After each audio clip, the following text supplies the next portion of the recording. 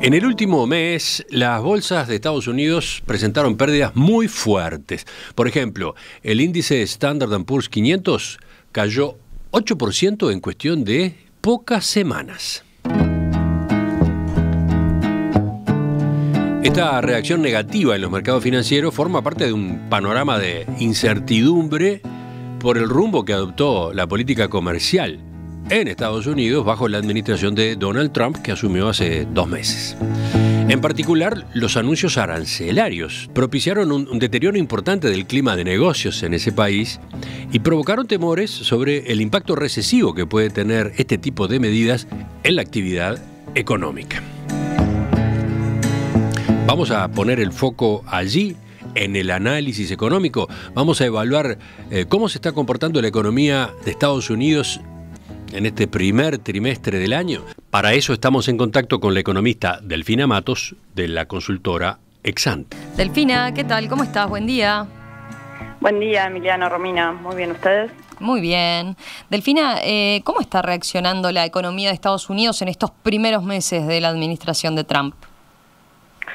Bueno, todavía es pronto para ser muy categóricos con eso, Romina. Hay muchos indicadores económicos que aún no se han publicado o los que tenemos todavía son insuficientes.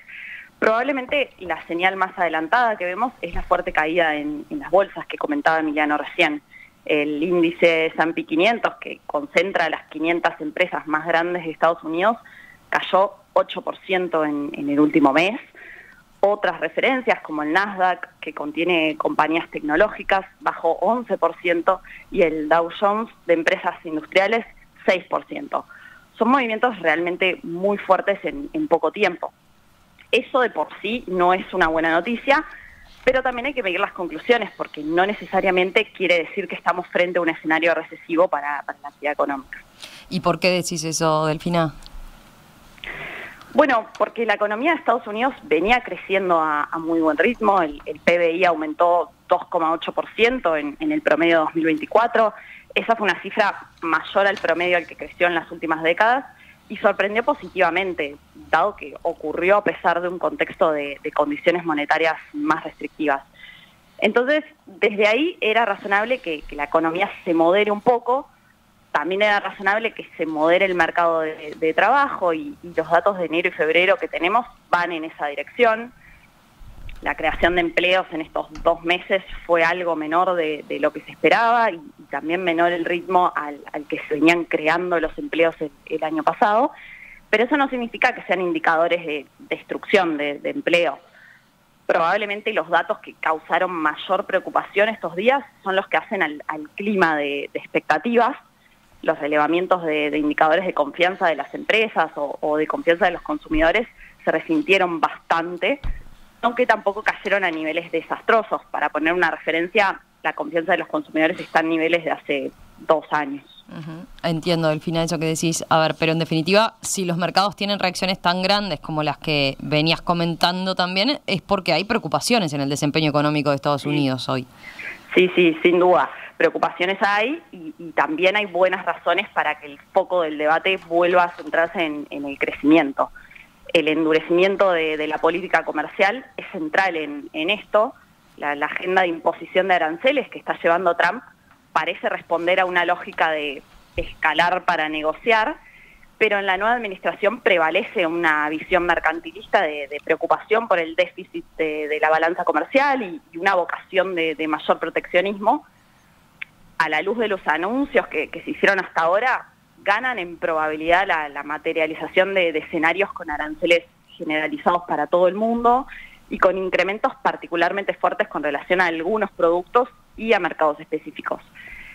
Esto está implicando retornar a una protección efectiva de Estados Unidos que no observábamos en al menos 70 años, con los potenciales impactos negativos que esto tiene para la economía norteamericana. Profundicemos en eso, si te parece. ¿Por dónde pueden venir esos impactos negativos? Bueno, por un lado, estos aumentos de aranceles potencialmente pueden tener un impacto directo sobre el funcionamiento de algunas cadenas de suministro y generar distorsiones en la producción de algunos sectores relevantes. Pero está también el temor indirecto de que el aumento de aranceles se traslade a los precios y que eso termine derivando en un escenario de menor relajamiento monetario o incluso conduzca a un endurecimiento de las condiciones monetarias en caso de que veamos efectos de segunda vuelta en la inflación. El potencial rebrote inflacionario también puede resentir el salario real y afectar el consumo de los hogares. Además, la forma errática en la que se van haciendo los anuncios arancelarios también imprime un mayor nivel de incertidumbre en los mercados. En términos generales, escenarios de incertidumbre afectan las decisiones de inversión y suelen postergar decisiones de consumo de los agentes. Con lo cual, a tu pregunta anterior, Romina, sí, el riesgo recesivo probablemente está creciendo en probabilidad. Sin embargo, si uno mira reportes de bancos de inversión o de organismos multilaterales, por ahora nadie está alertando de que sea un riesgo inminente.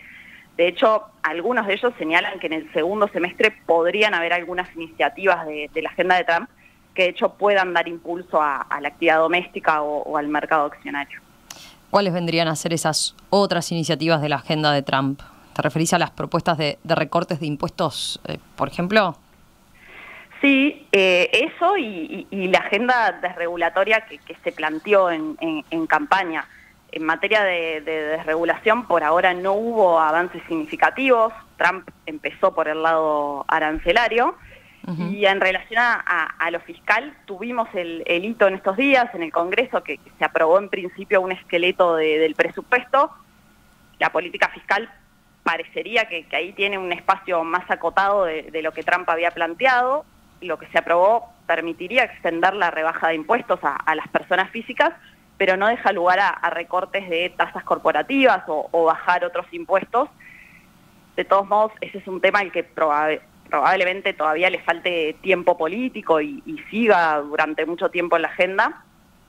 Una rebaja de impuestos sin recortes de gastos compensatorios acentuaría el déficit fiscal y genera riesgos sobre la trayectoria de la deuda pública. No es trivial ese asunto. Uh-huh.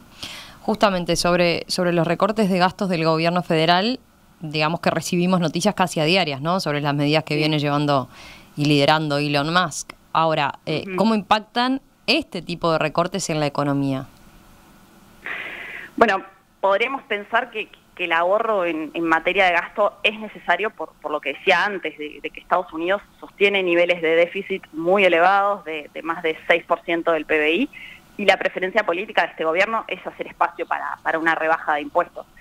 Pero desde el punto de vista de lo que estamos hablando, de la marcha de la actividad económica, un recorte muy fuerte del gasto puede tener costos recesivos sobre la economía.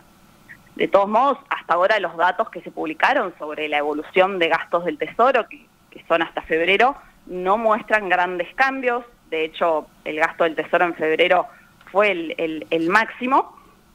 Esta es un área en la que se está debatiendo de forma intensa en Estados Unidos, porque por un lado coexisten los anuncios casi diarios que mencionabas sobre los supuestos logros que se van haciendo de reducción del gasto, uh-huh. Pero los datos duros todavía no los recogen. En definitiva, Romina, puede ser que falte un poco de tiempo para que queden en evidencia en las estadísticas públicas o puede ser que la cuantía de los recortes al final termine siendo menor. Delfina, gracias, gracias por este análisis a propósito de cómo está reaccionando la economía de Estados Unidos a la llegada de Donald Trump a la presidencia, qué ha pasado en estos primeros meses de administración Trump. Volvemos a conversar con ustedes en los próximos días, seguramente sobre el final de la semana. Perfecto, muchas gracias a ustedes. Un abrazo, chau, chau.